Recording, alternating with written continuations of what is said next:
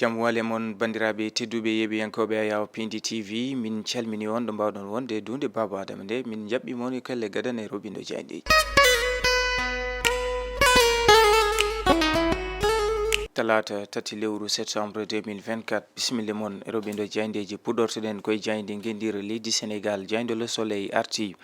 e hanki o toon to bowal gendire leydi Sénégal Assemblée nationale ɓeɓe ganda ko sardiyankoɓe Benno Bokk Yakar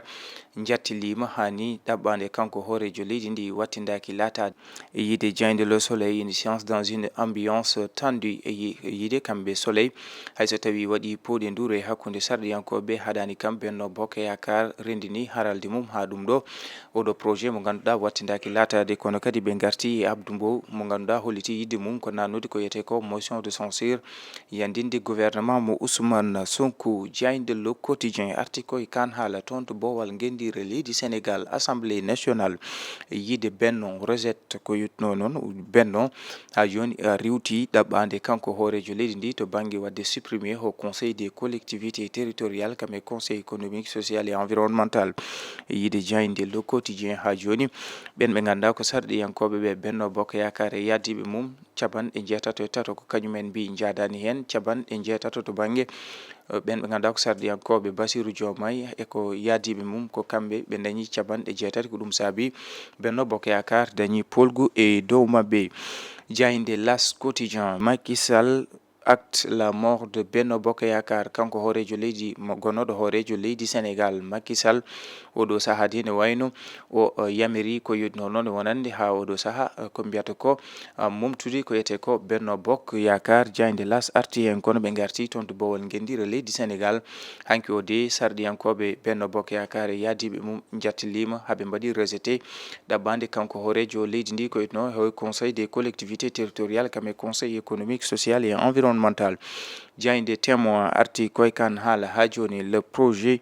de loi ko yitno noon dissolution CSE CAM et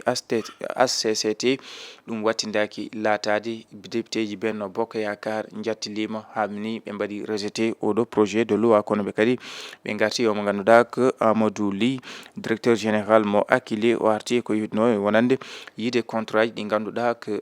gona dewɗi lawol tawi noon kadi ko hakkude eɓe ganda ko West Africa Énergie ɗi ganduɗa tawama ɗin contrat ji kam woni hen ɗi ndewani lawol kanko directeur général mo Akile o arti eko yitno e wonande e kan haala.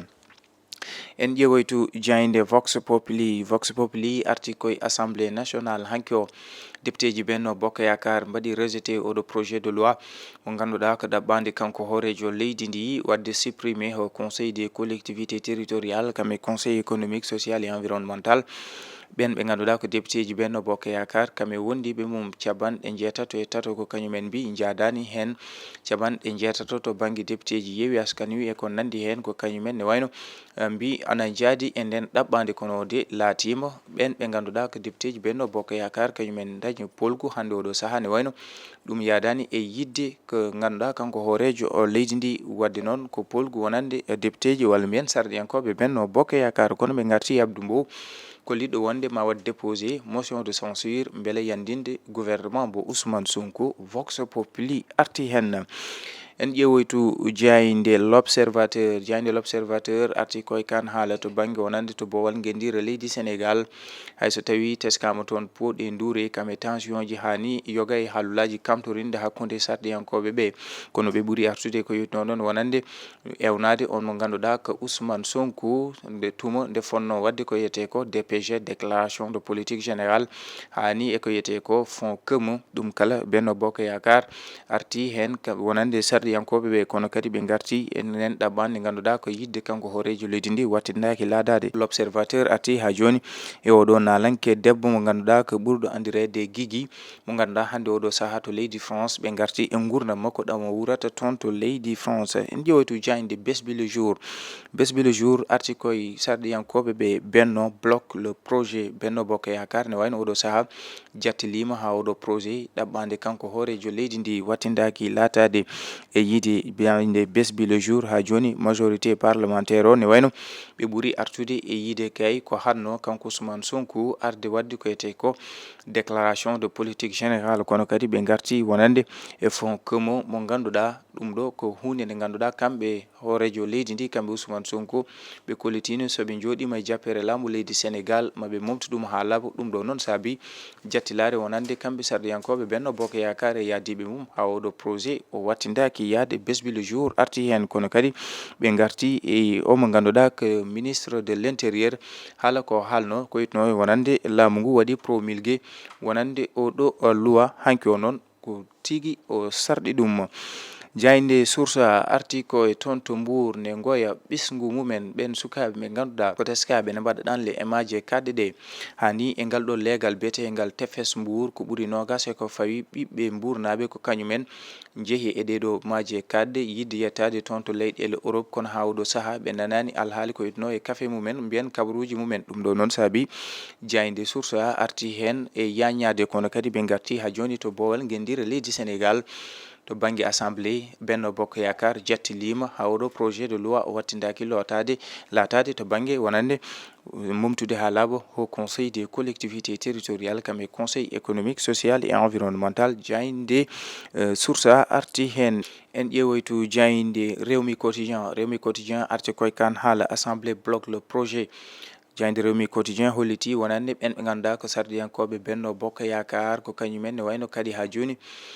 jagol wonande e momtugol au conseil des collectivités territoriales comme conseil économique social et environnemental, kono ɓe garte yiide omo ganduɗa ko président groupement parlementaire mo Benno Bokk Yakar Abdou Mbow holliti mannan ko yete ko motion de censure beele ha joni yandinde gouvernement Ousmane Sonko e yadiɓe mum. En ƴeewoytu jayde l'évidence arti koye kan haala Diomaye député par l'Assemblée nationale e yideɓe oɗo saaha o mo ganduɗa ko hoorejo leydi ndi Bassirou Diomaye Diakhar Faye hande oɗo saaha de ne wayno ko yinno ko o dañani ɗum noon ko caggal nde kamɓe sardiyankoɓe Benno Bokk Yakar jattili ha oɗo projet o wattindaki latade. Jayde l'évidence yanñima hen. En ƴeewoytu jayde Les Échos ancien président de la République Macky Sall ne wayno yiide jayde Les Échos Macky Sall enterre Benno, kanko hoorejo leydi ndi o ubbi Benno Bokk Yakar ɗum ko caggal nde o holliti wonande Benno Bokk Yakar momtete tawi kadi eɓe mbaɗa haralde hesere nde ganduɗa oɗo saaha ana wawi ha joni kadi jokkude ko yete ko dawrugol beele huccidde ɓe ganduɗa ko kañumen goni e jappere leydi ndi, kono ɓe garti toon to Bowal gendira leydi Sénégal hanki o ɗaɓɓade kanko hoorejo leydi ndi wattindaki latade caggal nde députéji mbiyen sardiyankoɓe Benno Bokk Yakar jattili ha on projet de loi o waɗa rejeté uddirten ko jayde coftal balli. Jayde coftal balli ɓe garti ko yitno noon e kan 2025 to banggue rassemblement moɓodiral baroɗe leydi Sénégal to banggue wonande ɗin matchuji oɗo saaha de ne wayno ko ɓuuri 12 mbarodi leydi Sénégal hande oɗo saaha mbiyen hanki o ɓe puɗɗima ko yitno noon e wonande to banggue science mabɓe gam heblanade ɗin matchuji ɗi ganduɗa ko kañumen kucca. Jayde record arti hen. Bandiraɓe tedduɓe yeɓiyankoɓe Ayaw Pindi TV ko ɗum woni komin doɓinnomo ne kelle gadane roɓindo jayndeje subaka hande o min takono adi alarba janggo sahore welede Allah ɗo e nden yo jaam jogo min jogo mon on jarama.